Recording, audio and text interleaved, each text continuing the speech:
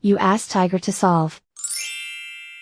This deals with linear equations with one unknown. The final result is x equals -2.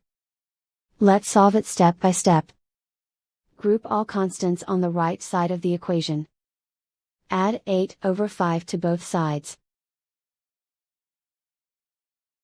Combine the fractions.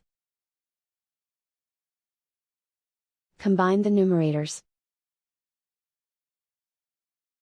Reduce the zero numerator. Simplify the arithmetic.